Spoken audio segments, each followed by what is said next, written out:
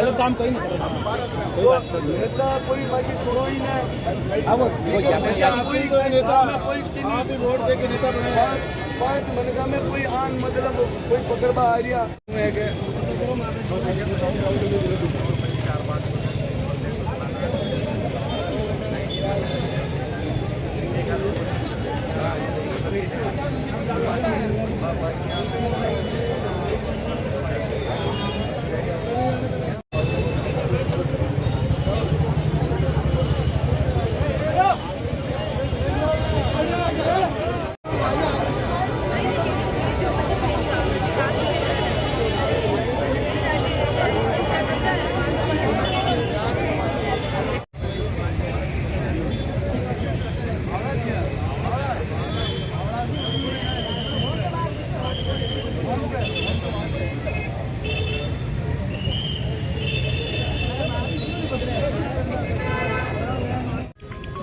गरम पानी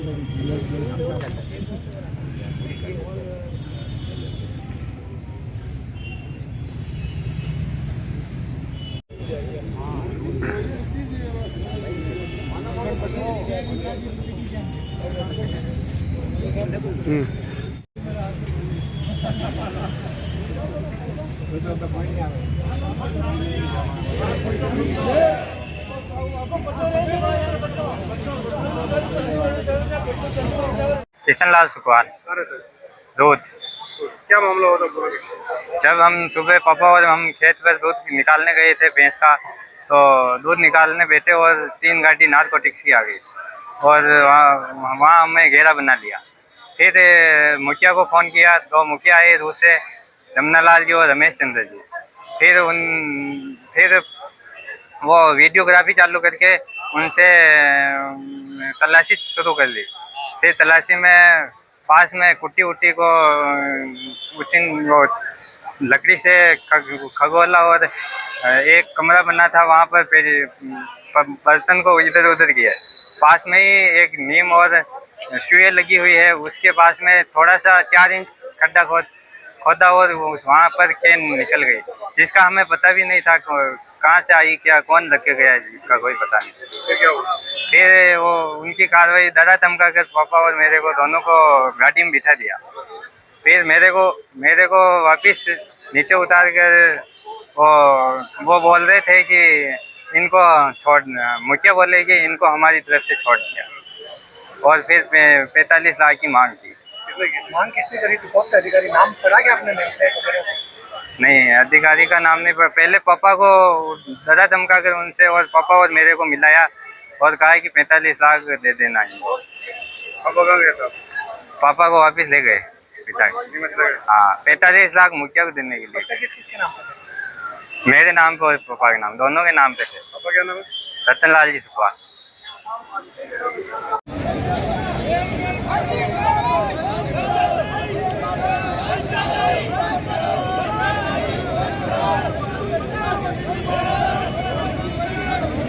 उन्होंने घास फूस जो थी उसको इधर उधर किया।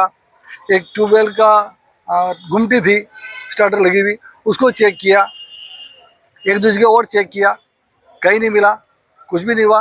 फिर बाद में पुलिस ने कहा तो शायद यहाँ हो सकता है, जहाँ ट्यूबवेल लगी हुई है, एक नीम का छोटा सा पौधा है, कि यहाँ हो सकता है। तो उन्होंने जीपीएस और उसके माध्यम से, वीडियोग्राफी के माध्यम से उन्होंने वहाँ खोदा और सिर्फ 7 इंच खोदा होगा। 7 इंच खोदते उसको एक केटली निकली। मुखिया को बताई कि साहब ये केटली है। मुखिया ने कहा भाई ये तो खट्टी खट्टी बात आ रही है, हमको तो पता नहीं है, और ओपन फील्ड है, खेत है पूरा, और खेत के अंदर कोई भी दुश्मन यदि वो रख करके चला जावे और आप कह रहे हो 4 किलो अफीम है, तो 4 किलो अफीम तो लोग इतनी महत्वपूर्ण चीज, पैसे वाली चीज को खेत में काय को रखेगा, फिर 6-7 इंच क्यों दबाएगा भाई वो तो, और बारिश का टाइम है जाते से रखेगा। उन्होंने एक झूठा मुकदमा नारकोटिक्स वालों निम्मच ने इस प्रकार से बनाया। ये जो केस बना, इस केस में भी बच्चे के नाम पर भी पट्टा है और उनके पिताजी के नाम पे, रतन जी के नाम पे भी पट्टा है, और कल उसके पिताजी और उस बच्चे को दोनों को गाड़ी में बिठाया, फिर बाद में मुखिया और अधिकारी, पुलिस अधिकारी है आपका इसके नारकोटिक्स से, उन दोनों ने मिल करके कोई बात करी, बच्चे को दूर रखा और उसके पिताजी से कभी 2 पट्टे नहीं जाने, 1 पट्टी जाएगा आपका, इसलिए 45 लाख रुपए लेकर के निम्मच आ जाना। तो इस प्रकार के ये भ्रष्टाचार के कारनामे, और लगातार ये नारकोटिक्स डिपार्टमेंट आज से नहीं वर्षों से करता आ रहा है। इस संबंध में हमने सांसद महोदय को अभी बताया है। सांसद महोदय ने भी डीएनसी से बात करी है और जो एनसी निम्मच बैठता है उससे भी बात करी है, और मैंने भी उससे बात करी है।